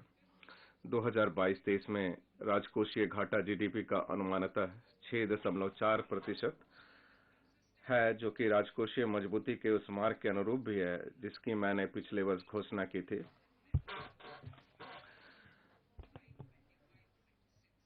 कि 2025-26 तक राजकोषीय घाटे को 4.5% के नीचे ला दिया जाएगा। 2022-23 के राजकोषीय घाटे के स्तर को निर्धारित करते समय मैं सरकारी निवेश के माध्यम से प्रगति के पोषण की जरूरत के प्रति सजग हूं, जिससे कि हम और मजबूत और टिकाऊ बन सके। अब मैं अपने भाषण के भाग ख को पढ़ती हूं।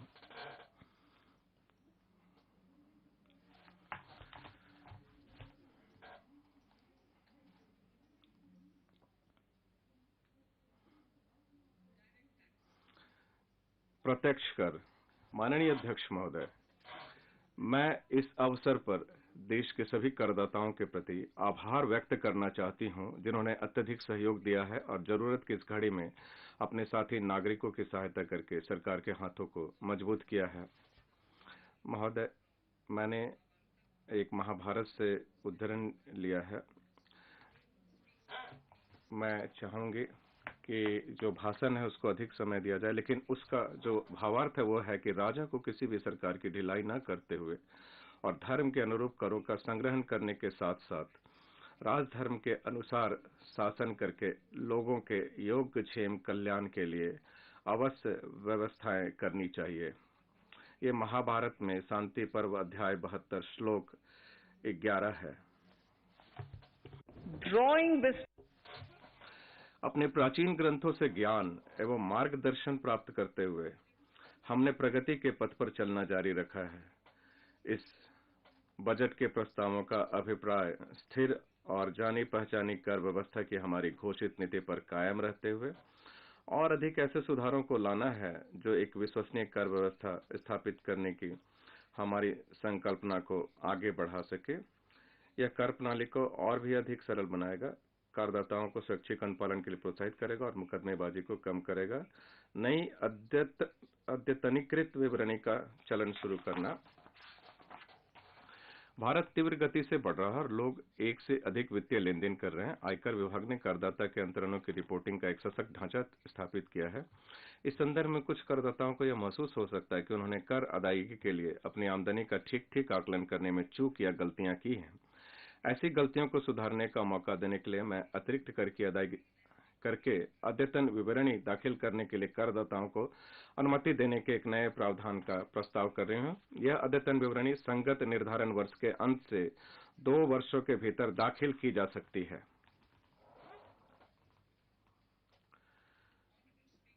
माननीय अध्यक्ष महोदय, वर्तमान में यदि विभाग को यह पता चलता है कि निर्धारिती द्वारा कुछ आमदनी को दर्शाया नहीं गया है, तो वह न्याय निर्णयन की लंबी प्रक्रिया से गुजरता है।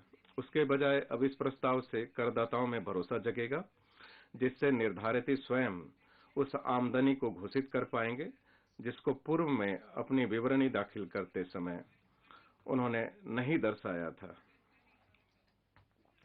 प्रस्ताव के पूर्ण विवरण वित्त विधेयक में दिए गए हैं। यह स्वैच्छिक कर अनुपालन की दिशा में एक सकारात्मक कदम है।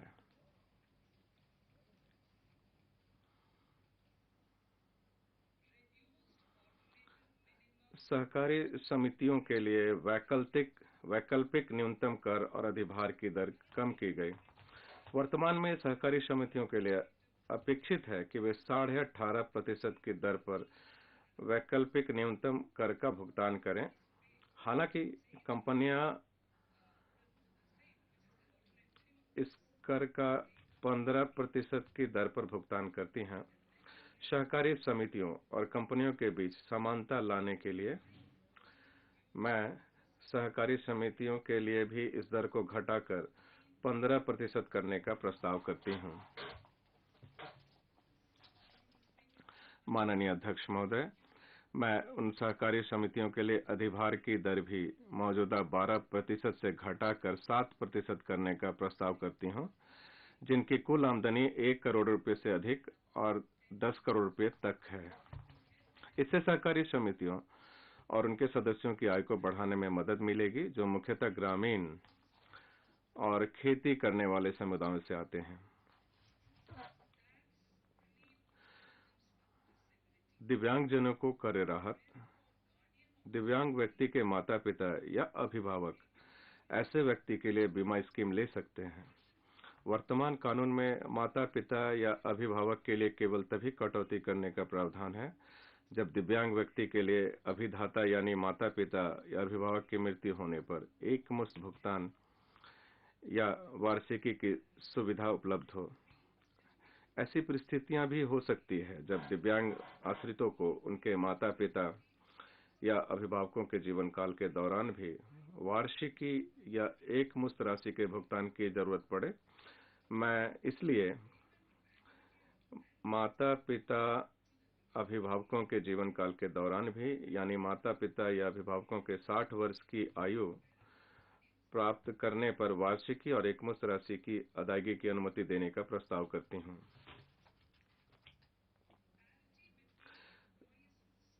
राज्य और केंद्र सरकार के कर्मचारियों के बीच समानता। वर्तमान में केंद्र सरकार राष्ट्रीय पेंशन प्रणाली एनपीएस टियर 1 में अपने कर्मचारियों के वेतन में 14% का योगदान करती है। इसे कर्मचारी के आय की गणना करने में कटौती के रूप में स्वीकृत किया गया है। हालांकि राज्य सरकार के कर्मचारियों के मामले में ऐसी कटौती वेतन के 10% की सीमा तक ही स्वीकृत की गई है। केंद्र और राज्य सरकार दोनों के कर्मचारियों के प्रति समान व्यवहार करने के लिए मैं राज्य सरकार के कर्मचारियों के लिए भी एनपीएस खाते में नियोक्ता के योगदान पर कर कटौती सीमा को 10% से बढ़ाकर 14% करने का प्रस्ताव करती हूं। इससे राज्य सरकार के कर्मचारियों के सामाजिक सुरक्षा हित लाभों को बढ़ाने और उन्हें केंद्रीय सरकार के कर्मचारियों के समान लाने में मदद मिलेगी। स्टार्टअप के लिए प्रोत्साहन। स्टार्टअप हमारी अर्थव्यवस्था के लिए विकास के प्रेरक के रूप में उभरकर सामने आए हैं। पिछले कुछ वर्षों में देश ने कामयाब स्टार्टअप्स की संख्या में कई गुना वृद्धि देखी है। 31/3/2022 से पहले स्थापित पात्र स्टार्टअप्स को निगमन से 10 वर्षों में से 3 क्रमिक वर्षों के लिए कर प्रोत्साहन दिया गया था। कोविड महामारी को देखते हुए मैं ऐसा कर प्रोत्साहन उपलब्ध कराने के लिए पात्र स्टार्टअप्स के निगमन की अवधि और 1 वर्ष यानी 31/3/2023 तक बढ़ाने का प्रस्ताव करते हैं।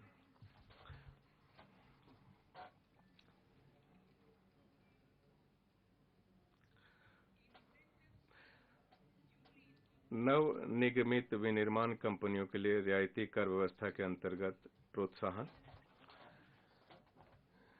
कतिपय घरेलू कंपनियों के लिए वैश्विक रूप से प्रतिस्पर्धी कारोबारी परिवेश कायम करने के लिए हमारी सरकार द्वारा नव निगमित घरेलू विनिर्माण कंपनियों के लिए 15% कर की रियायती कर व्यवस्था लागू की गई थी। मैं धारा 115 ख के अंतर्गत विनिर्माण या उत्पादन के आरंभ करने की अंतिम तिथि को 1 वर्ष यानी 31 मार्च 2023 से 31 मार्च 2024 तक बढ़ाने का प्रस्ताव करती हूं।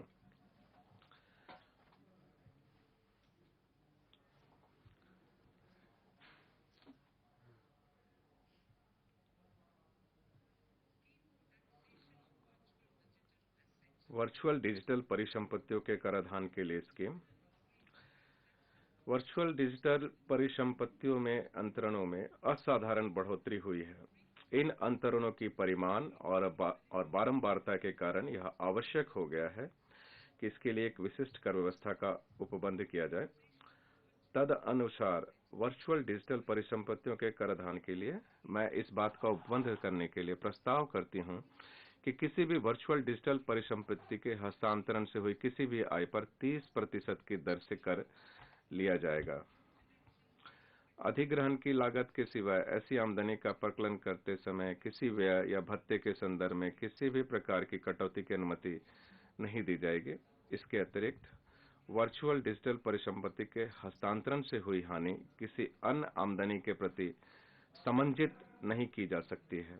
इसके अतिरिक्त अंतरण विवरणों को दर्ज करने के लिए मैं वर्चुअल डिजिटल परिसंपत्ति के हस्तांतरण के संबंध में किए गए भुगतान पर एक मौद्रिक सीमा से अधिक ऐसे प्रतिफल पर 1% की दर से टीडीएस लेने के लिए भी प्रस्ताव करती हूं। वर्चुअल डिजिटल परिसंपत्ति के उपहार पर भी प्राप्तकर्ता के हाथों में कर लिए जाने का प्रस्ताव है।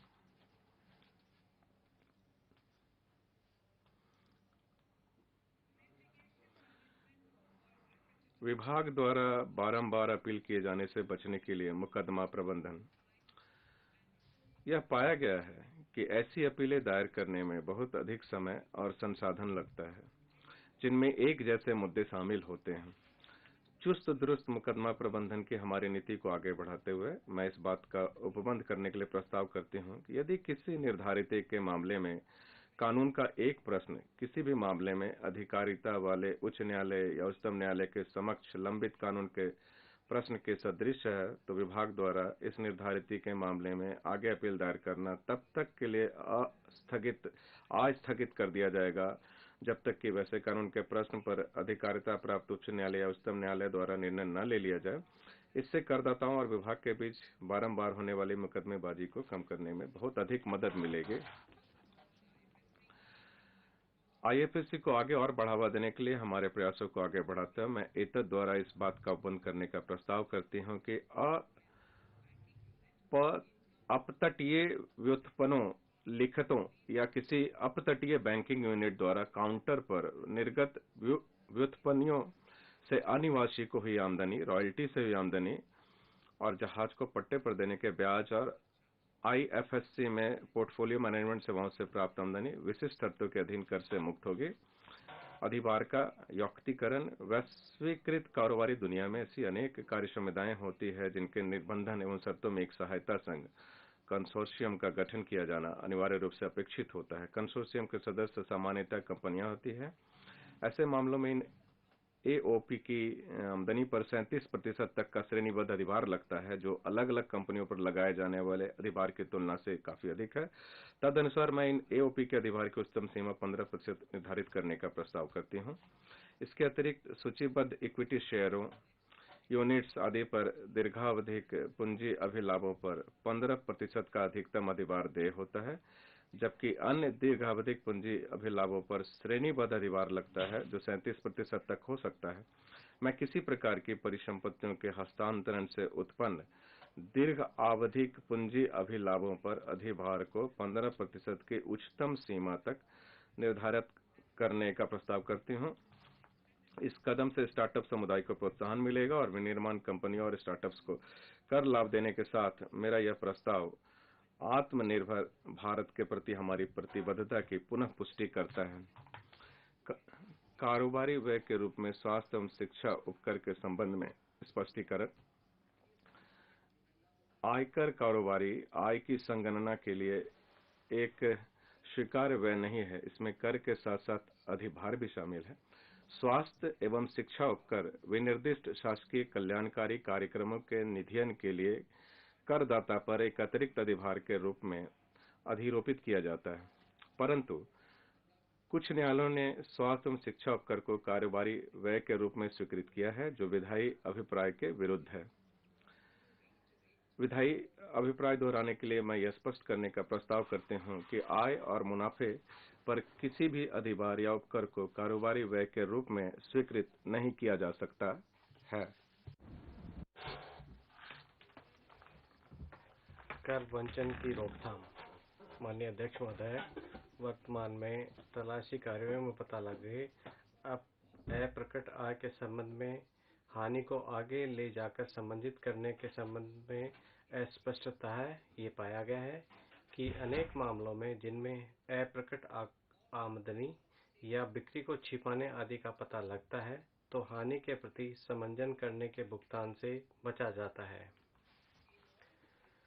निश्चितता लाने और कर वंचनों में निवारक भय बढ़ाने के लिए मैं ये उपबंध करने का प्रस्ताव करती हूँ कि तलाशी एवं सर्वेक्षण कार्रवाइयों के दौरान पता लगे अप्रकट आय के संबंध में किसी भी प्रकार की हानि के प्रति समंजन की अनुमति नहीं दी जाएगी।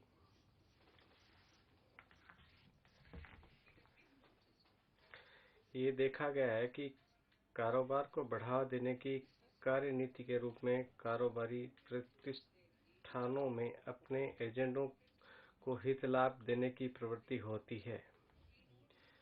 ऐसे हित लाभ एजेंटों के हाथों में कर योग्य होते हैं।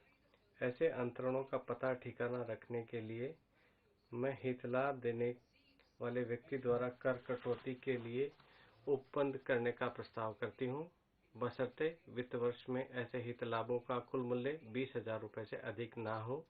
कुछ अन्य बदलाव भी किए जा रहे हैं जिनके ब्यौरे वित्त विधेयक में दिए गए हैं। अब आती हूँ अप्रत्यक्ष कर।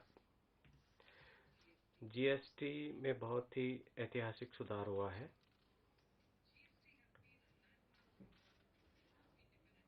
और ये भारत की आज़ादी के बाद में एक ऐतिहासिक सुधार रहा है। बहुत सारी चुनौतियां थी। इन चुनौतियों ने जीएसटी परिषद के मार्गदर्शन एवं निरीक्षण में अत्यंत कुशलतापूर्वक एवं सावधानीपूर्ण पार किया है। अब हम पूरी तरह आईटी चालित और प्रगतिशील जीएसटी व्यवस्था के लिए गौरव का अनुभव करते हैं। इस व्यवस्था में एक बाजार एक कर के भारत के संजोए सपने को साकार किया है। अभी कुछ चुनौतियां शेष हैं और हम आने वाले वर्ष में उनका निवारण करने की उम्मीद करते हैं। सुविधा उपलब्ध कराने और प्रवर्तन के बीच सही संतुलन ने उल्लेखनीय रूप से बेहतर अनुपालन संभव किया है। महामारी के बावजूद जीएसटी राजस्व में उछाल है।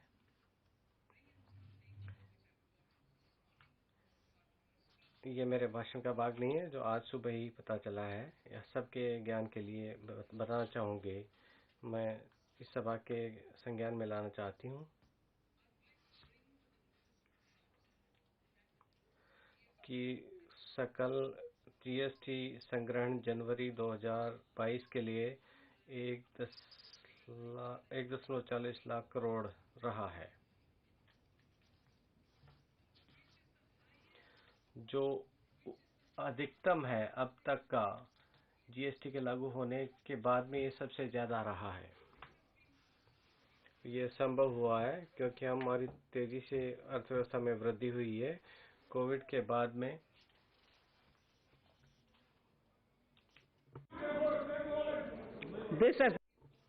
ये संभव हुआ है क्योंकि हमारी बहुत अच्छी अर्थव्यवस्था चल रही है कोविड के बाद में, और बहुत ही बेहतर प्रशासन हमारा रहा है। केंद्र और राज्यों के द्वारा बेहतर कर प्रशासन के कारण संभव हो पाया है। और इसके लिए जो करदाता हैं उसके लिए बहुत अच्छा उन्होंने योगदान दिया है। SEZ पर आती हूँ मैं। अपने भाषण के भाग क में मैंने विशेष आर्थिक जोन में प्रस्तावित सुधारों की बात कही है। साथ ही साथ हम विशेष आर्थिक जोन के सीमा शुल्क प्रशासन में भी सुधार करेंगे और अब से ये पूरी तरह आईटी चालित होगा और बेहतर सुविधा दिए जाने के साथ साथ और जोखिम आधारित जांच के साथ सीमा शुल्क के राष्ट्रीय पोर्टल पर कार्य करेगा। इससे विशेष आर्थिक जोन इकाइयों द्वारा कारोबार करने में सहजता आएगी और ये सुधार 30 सितंबर 2022 से क्रियान्वित किया जाएगा। सीमा शुल्क सुधार एवं शुल्क दर में परिवर्तन। सीमा शुल्क प्रशासन ने कालांतर में उदारीकृत प्रक्रियाओं और प्रौद्योगिकियों के समावेशन के माध्यम से अपने आप को नए रूप से प्रस्तुत किया गया है। फेसलेस सीमा शुल्क पूरी तरह से स्थापित कर दिया गया है। कोविड-19 महामारी के दौरान सीमा शुल्क संगठनों ने चपलता और संकल्प प्रदर्शित करते हुए सभी मुश्किलों के प्रति असाधारण फ्रंटलाइन कार्य किया है। सीमा शुल्क सुधार ने घरेलू क्षमता निर्माण में अत्यंत महत्वपूर्ण भूमिका निभाई है। हमारे सूक्ष्म, लघु एवं मध्यम उद्यमों को समान अवसर मुहैया किया है। कच्चे माल की आपूर्ति की कठिनाइयों को आसान किया है। कारोबार करने की सहजता को बढ़ाया है और अन्य नीतिगत पहल जैसे कि PLI और चरणबद्ध विनिर्माण योजनाओं के लिए सुविधा प्रदाता बनाया है। सीमा शुल्क के संबंध में मेरे प्रस्ताव उद्देश्य के अनुरूप हैं। इससे रोजगार बढ़ेगा और बेहतर आर्थिक स्थितियां बनेंगी। पिछले विभिन्न जो क्षेत्र हैं राष्ट्रीय पूंजीगत वस्तु नीति के लिए विद्युत, उर्वरक, कपड़ा, चमड़ा, फुटवेयर, फूड प्रोसेसिंग में पूंजीगत वस्तुओं के लिए कई शुल्कगत छूट दी गई है। कुछ मामलों में ये छूट 3 दशकों से अधिक समय तक दी गई है। इन छूटों ने घरेलू पूंजीगत वस्तु क्षेत्र के विकास को बाधित किया है। इसी तरह परियोजनागत आयात शुल्क रियायतों ने कोयला खनन परियोजनाओं, विद्युत उत्पादन, पारेषण वितरण परियोजनाओं, रेल एवं मेट्रो परियोजनाओं जैसे क्षेत्रों में स्थानीय उत्पादों के लेवल प्लेइंग फील्ड से भी वंचित किया गया है। हमारे अनुभव से यह संकेत मिलता है कि तर्कसंगत प्रशुल्क अनिवार्य आयातों की लागत पर खासकर असर डाले गए घरेलू और उद्योग और मेक इन इंडिया के विकास के अनुरूप है। तदनुसार पूंजीगत वस्तुओं परियोजनागत आयातों में रियायती दरों के क्रमिक रूप से हटाने और 7.5% का साधारण प्रशुल्क अधिरोपित करने का प्रस्ताव है। ये उन्नत मशीनरों के लिए कतिपय छूट बनी रहेगी जिनका देश के भीतर ही विनिर्माण किया जाता है। पिछले 2 बजटों में हमने सीमा शुल्क को युक्तिसंगत बनाया है।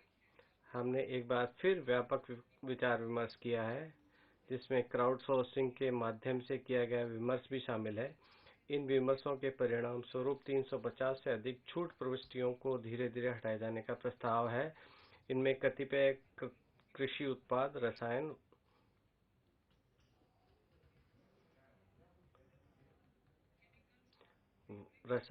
वस्त्र, मेडिकल उपकरण और ड्रग्स एवं औषधियां शामिल हैं जिनके लिए पर्याप्त घरेलू क्षमता मौजूद है। आगे एक सरलीकरण उपाय के रूप में कई रियायती दरें इन्हें विभिन्न अधिसूचनाओं के माध्यम से विहित करने के बजाय सीमा प्रशुल्क अनुसूची में ही समाविष्ट की जा रही हैं। इस व्यापक समीक्षा से सीमा शुल्क दर और प्रशुल्क संरचना विशेषकर रसायन, कपड़ा और धातु जैसे क्षेत्रों के लिए सरल हो जाएगी और विवाद कम से कम होगा। जो वस्तुएं भारत में विनिर्मित नहीं की जाती हैं या की जा सकती हैं, उनके लिए छूट हटाने से और अधिनिर्मित उत्पादों के विनिर्माण में प्रयुक्त होने वाले कच्चे माल पर रियायती शुल्क लगाने में मेक इन इंडिया और आत्मनिर्भर भारत के लिए हमारे लक्ष्य को हासिल करने में बहुत अधिक मदद मिलेगी। हम आती हूँ इलेक्ट्रॉनिक्स पर। इलेक्ट्रॉनिक विनिर्माण तेजी से बढ़ रहा है। श्रेणीबद्ध दर संरचना मुहैया कराने के लिए सीमा शुल्क की दरों में आंशिक संशोधन किया जा रहा है ताकि पहनने योग्य उपकरणों, श्रवण उपकरणों और इलेक्ट्रॉनिक स्मार्ट मीटरों को घरेलू विनिर्माण की सहूलियत दी जा सके। मोबाइल फोन चार्जरों के ट्रांसफार्मर और मोबाइल कैमरा मॉड्यूल के कैमरा लेंस और कतिपय अन्य वस्तुओं के कलपुर्जों के लिए शुल्क में रियायतें दी जा रही हैं। इनमें से अधिक बढ़ोतरी वाली इलेक्ट्रॉनिक वस्तुओं का निर्माण घरेलू विनिर्माण संभव हो पाएगा। रत्न और आभूषण पर आती हूँ। रत्न एवं आभूषण को बढ़ावा देने के लिए काटे गए एवं तराशे गए हीरे एवं रत्न पत्थरों पर सीमा शुल्क 5% किया जा रहा है। सिर्फ काटे गए हीरों पर शुल्क 0 लगेगा। ई कॉमर्स के माध्यम से आभूषण के निर्यात की सुविधा प्रदान करने के लिए एक सरल विनियामक फ्रेमवर्क इस साल के जून तक क्रियान्वित किया जाएगा। अल्प मूल्यांकित इमिटेशन आभूषण के निर्माण को बढ़ावा देने के लिए इमिटेशन आभूषण पर सीमा शुल्क को इस तरह निर्धारित किया जा रहा है कि इसके निर्यात पर कम से कम 400 रुपये प्रति किलोग्राम शुल्क अदा किया जाए। कतिपय अत्यंत महत्वपूर्ण रसायन नामतः मेथनॉल, एसिटिक एसिड और पेट्रोलियम रिफाइनिंग के लिए हैवी फीड स्टॉक पर सीमा शुल्क कम किया जा रहा है, जबकि सोडियम साइनाइड पर शुल्क बढ़ाया जा रहा है क्योंकि इसके लिए पर्याप्त घरेलू क्षमता मौजूद है। इन बदलावों से घरेलू मूल्यवर्धन को बढ़ावा देने में मिलेगी। एमएसएमई पर आती हूँ। छातों पर शुल्क बढ़ाकर 20% किया जा रहा है। छातों के कल पुर्जों की छूट वापस ली जा रही है। कृषि क्षेत्र के लिए भी उन औजारों और साधनों पर छूट को युक्तिसंगत बनाया जा रहा है जो भारत में विनिर्मित की जाती हैं। पिछले वर्ष इस्पात स्क्रैप को दी गई सीमा शुल्क को एक और वर्ष के लिए दी जा रही है ताकि एमएसएमई के द्वितीयक इस्पात उत्पादों को राहत मिल सके। स्टेनलेस स्टील और कोटेड स्टील फ्लैट उत्पादों, मिश्रित इस्पात की छड़ और हाई स्पीड स्टील पर कतिपय डंपिंग रोधी और सीवीडी को धातुओं की मौजूद उच्च कीमत को देखते हुए व्यापक लोकहित में समाप्त किया जा रहा है। निर्यात को प्रोत्साहन देने के लिए वस्तुओं जैसे सजावटी सामान, trimming, fasteners, button, zipper, lining सामग्री, विनिर्देश चमड़ा, फर्नीचर फिटिंग्स और पैकेजिंग बॉक्स, जिनकी हस्तशिल्प कपड़े और चर्म परिधानों, लेदर, फुटवियर और अन्य वस्तुओं के वास्तविक निर्यातकों को जरूरत पड़ सकती है पर छूट दी जा रही है। माननीय अध्यक्ष महोदय, झींगी जलीय खेती के लिए अपेक्षित कतिपय निविष्टियों पर शुल्क घटाया जा रहा है ताकि इसमें निर्यात को बढ़ाया जा सके। ईंधन का सम्मिश्रण इस सरकार की एक प्राथमिकता है।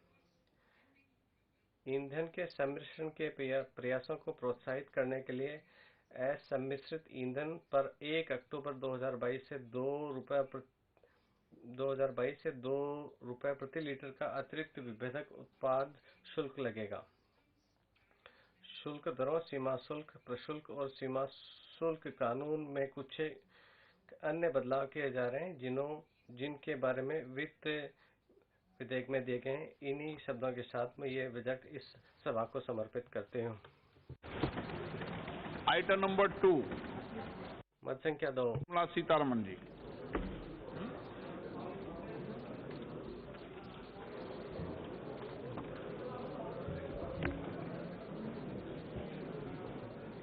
Sir, with your permission, और आपकी अनुमति से मैं सभा पटल पर निम्नलिखित तो वित्तीय जवाबदेही और बजट प्रबंधन FRBM के अंतर्गत निम्नलिखित प्रस्ताव करती हूँ। एक वक्तव्य है, एक लघु फ्रेमवर्क के बारे में, फ्रेमवर्क के संबंधित sir, item number मत संख्या 3, वित्तीय विधेयक। आपकी अनुमति से मैं प्रस्ताव करती हूँ कि इस वित्त विधेयक को पेश करने की अनुमति दी जाए। कि वित्त विधेयक को पुनर्स्थापित करने की अनुमति प्रदान की जाए। जो सदस्य इसके पक्ष में हाँ गए, जो सदस्य विरोध में ना गए, मेरे विचार में निर्णय हाँ वालों के पक्ष में, हाँ वालों के पक्ष में। माननीय मंत्री जी, वित्त विधेयक को पुनर्स्थापित करें। sir, I introduce the bill. मैं विधेयक पुनर्स्थापित करती हूँ। सभा की कार्रवाई कल बुधवार दिनांक 2 फरवरी 2022 को 4:30 बजे तक के लिए स्थगित की जाती है।